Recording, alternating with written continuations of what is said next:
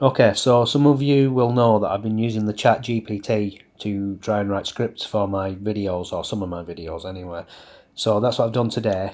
But I don't like the way that it puts disclaimers in. So what I've asked it to do is put one at the top, which I will read out. I'll just read it out anyway. Right, okay, so. The Occult Unveiled, an AI Perspective. Disclaimer. The following monologue includes disclaimers, but they are not necessarily the personal views of the client. No, they're not. Rather, they are included due to the collaborative nature of this project with ChatGPT. Okay, introduction. The occult has long been a source of fascination and fear for many people. From ancient times to the present day, individuals have sought to communicate with the dead, predict the future, and gain insight into the mysteries of the universe through a variety of occult practices. While some may view these practices as harmless or even beneficial, there are many dangers associated with the occult, particularly when it comes to tools like Ouija boards. In this monologue, we will explore the dangers of the occult with particular focus on Ouija boards. Additionally, we will consider the role that AI can play in better understanding the occult and its potential risks. Biblical reasons for avoiding communication with the dead. Before delving into specific dangers of Ouija boards and the occult, it is important to consider the biblical reasons for avoiding communications with the dead. The Bible warns against seeking the dead and communicating with spirits. Leviticus 19-31, Deuteronomy 18:10-12. In fact, it is often considered a form of witchcraft which is prohibited in the Bible, Galatians 5:19-21. Furthermore, the biblical teaches that Furthermore, the Bible teaches that communication with the dead is impossible. Ecclesiastes 9:5-6 states, "For the living know that they will die, but the dead know nothing. They have no further reward, and even their name is forgotten. Their love, their hate, and their jealousy have long since vanished. Never again will they have a part in anything that happens under the sun." Therefore, any attempt to communicate with the dead is not only prohibited but also futile. Moreover, the Bible teaches that such attempts can be seen as communication with the demonic rather than the dead.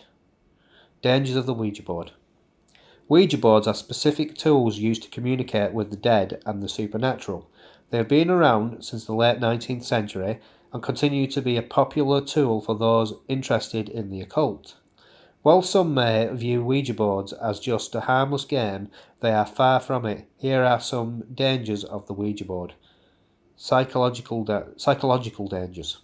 One of the main dangers of the Ouija board is the potential for psychological harm. Studies have shown that Ouija boards users are more likely to report hallucinations, delusions, and dissociative experiences than non-users. Some individuals have even reported feeling possessed or controlled by outside forces while using the board. That's all ChatGPT, that's nothing to do with me, that part.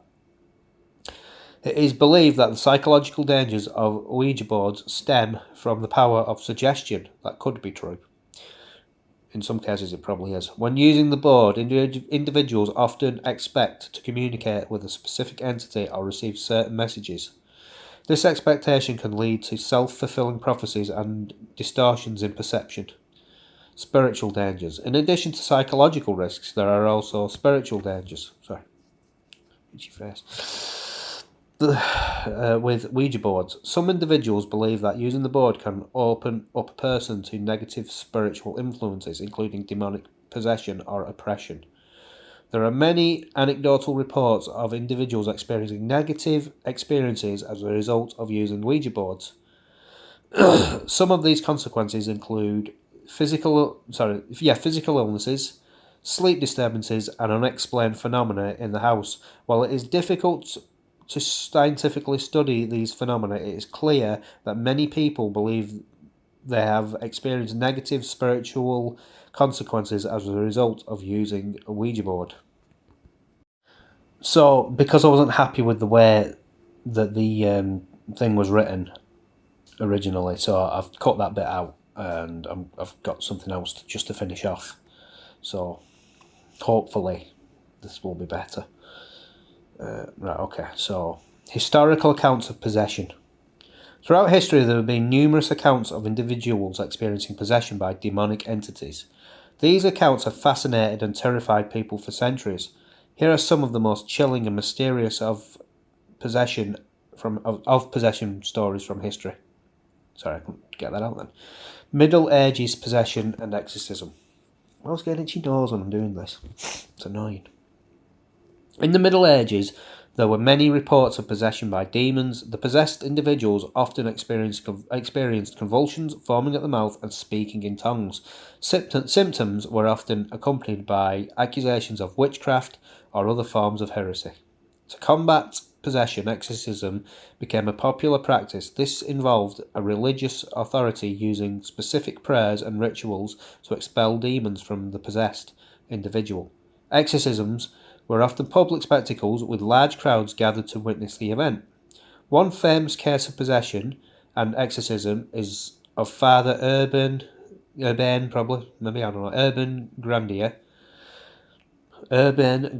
He was accused of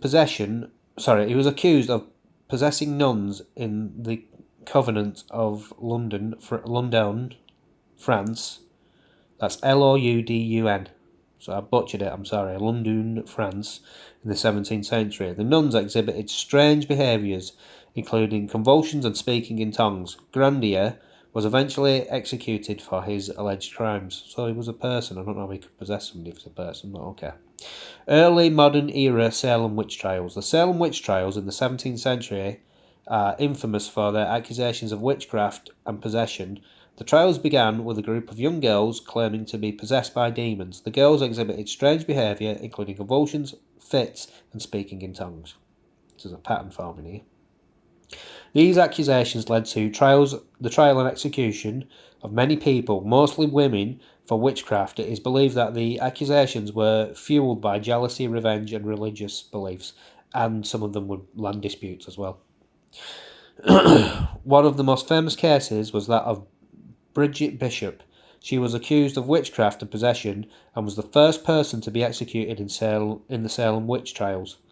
Her trial and execution sparked a wave of hysteria and fear throughout the community. Historical accounts of possessions, part 2. Don't know why it's done it like this, but okay. Possession has fascinated and terrified people for centuries. Here are some of the most chilling and mysterious